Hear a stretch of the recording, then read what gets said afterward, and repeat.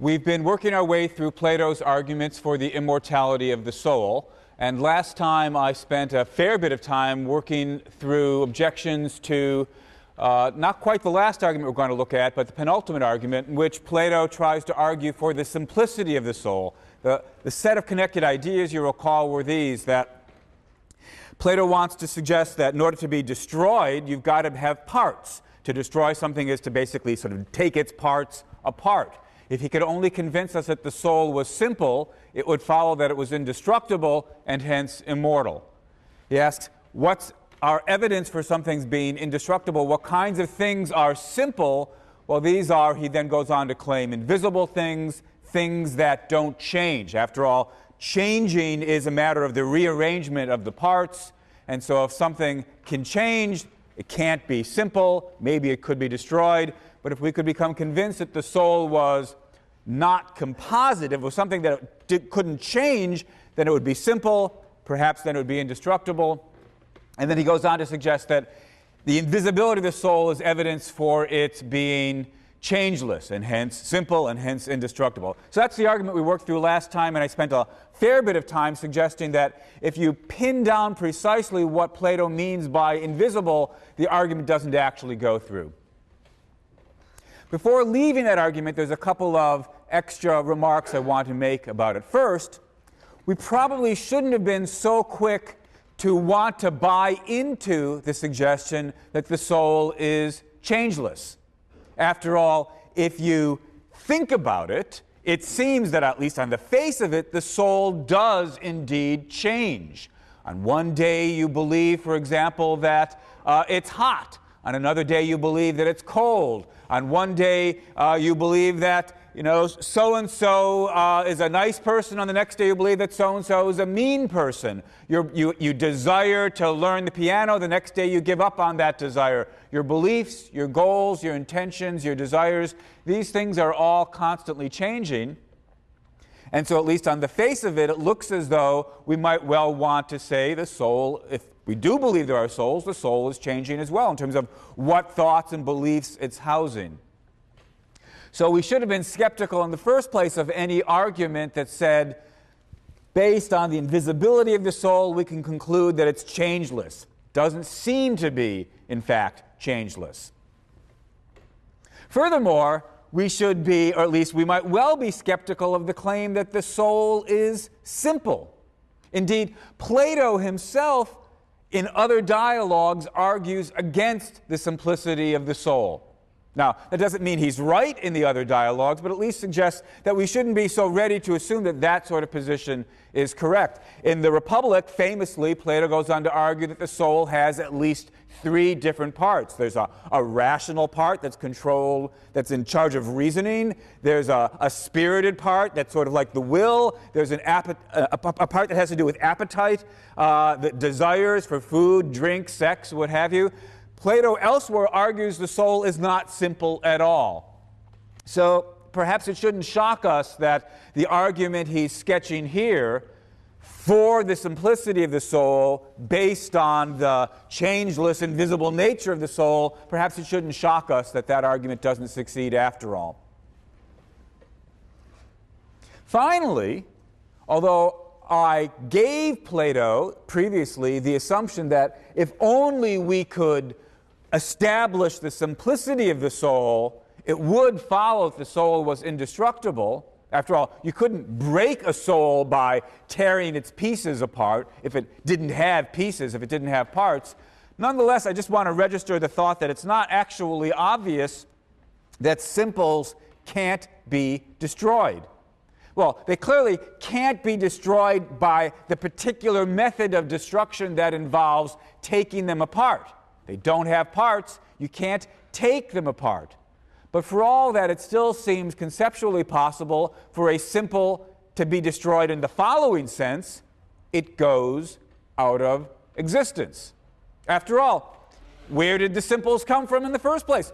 Well, at least from a logical point of view, it seems as though there's no difficulty in imagining that at one point a given simple didn't exist, and then at the next point it popped into existence. Well, how did that happen? Maybe God said, God says at the beginning of Genesis, "Let there be light." So maybe he says, let there be simples. Right?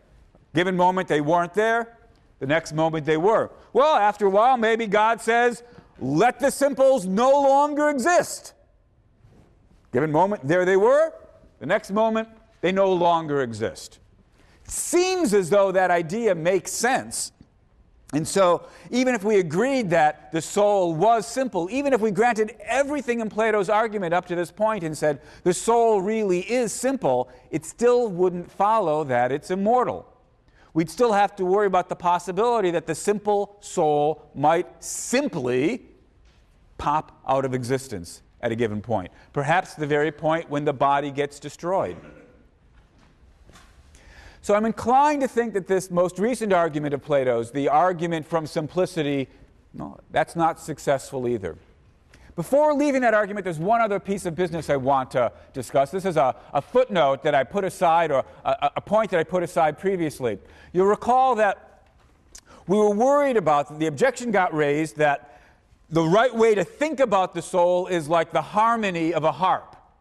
And this was originally offered as a counterexample to the thought that invisible things couldn't be destroyed, but harmony could be destroyed. It was invisible, so invisible things could be destroyed. But I mentioned that, look, whether or not this is a problem for the argument, it's an interesting suggestion in its own right, because the suggestion that the mind is to the body, the soul is to the body, like harmony is to an instrument with strings, seems to me to be an early attempt to describe something like the physicalist conception of the mind. Just as harmony is something that gets produced by a well-tuned instrument, the soul or the mind is something that gets produced by a well-tuned body. Now, Plato's got some objections to the suggestion that we should think of the mind as the harmony of the body. And so I want to take just a moment and talk about those objections, because, of course, if they were compelling objections, that might well give us reason to doubt the physicalist view. Whether or not Plato's arguments for the immortality of the soul work, he might still have some good arguments against the physicalist conception. But in thinking about these objections, it's important to bear in mind that it's only meant, the harmony analogy is only meant as just that, as an analogy. Right? The claim isn't, or at least it shouldn't be understood as saying, literally, the mind is harmony. It's rather, the mind is like harmony. It's the sort of thing to the body like harmony is to a harp. Something that can be produced by a well-functioning, well-tuned physical object. A well-tuned instrument can produce melody and harmony. A well-tuned, properly functioning body can produce mental activity. That's the suggestion. And so even if it turns out that there are some ways in which the mind isn't exactly like harmony, doesn't show us that the physicalist view is wrong. Well, still, let's quickly look at what Plato's arguments were. First, this is, I think, an interesting argument. Plato says, harmony clearly cannot exist before the existence of the harp itself. Right? The melodiousness of the harp can't exist prior to the physical construction of the harp. And if mind were the sort of thing that was produced by the proper functioning of the physical body, then pretty obviously the mind could not exist prior to the creation of the physical body. However, Plato has already argued earlier in the dialogue that the soul does exist prior to the existence of the body. That's the argument from recollection. Soul exists prior to the body. It can't be like harmony. Physicalism's clearly got to be false. But I said that I didn't find the argument. I tried to explain why I didn't find the argument from recollection persuasive. I certainly do want to agree that if we became convinced that the soul did exist prior to the existence of the body, we would certainly want to agree that the soul is not like harmony. But I don't think the argument from recollection succeeds.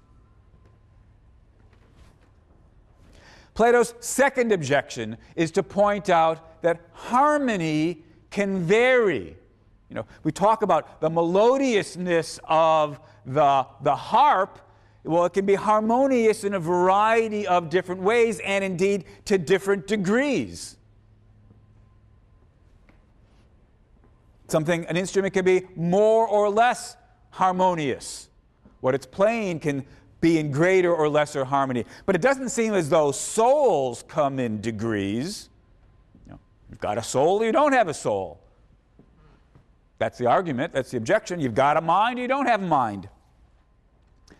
But perhaps that's the objection. Of course, if that was right, then again we might have to conclude, well, whatever the mind is, it's not quite like harmony is to the body. But I'm not so sure we should agree that the mind can't come in degrees. It can at least, the mental aspects can come in degrees. We can have varying degrees of intelligence, varying degrees of creativity, varying degrees of reasonableness, varying degrees of ability to communicate. So, just as the functioning of the harp can come in varying degrees, more or less harmony, the functioning of the body in terms of its mind can come in varying degrees. So that second objection doesn't seem to me very compelling. Third objection. Socrates points out that the soul can be good or could be evil, wicked.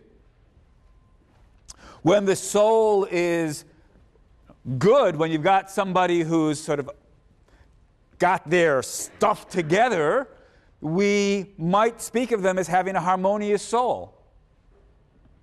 If the soul were to the body like harmony is to the instrument, and the soul can be harmonious, it would seem as though we'd have to be able to talk about harmony being harmonious. So just as we can talk about the harmony of the soul, we'd have to be able to, if the soul's like the harmony of the body, we'd have to be able to talk about the harmony of the harmony, but we don't talk about harmony of the harmony. Not quite sure what to make of this objection. This might be a point where it would be well to remind ourselves of the fact that the suggestion was never that the soul just literally is harmony. It's just similar to harmony, says the physicalist, in the way that harmony gets produced by the body, by the instrument. In that same way, mind or mental activity gets produced by the body. We don't have to say that everything that's true of the mind is true of harmony, everything that's true of harmony is true of the body or the mind.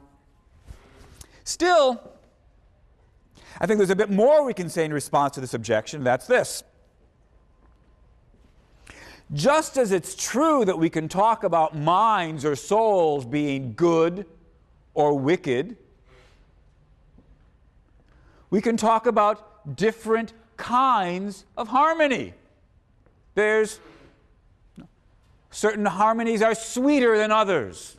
Some of them are more jarring and atonal or discordant.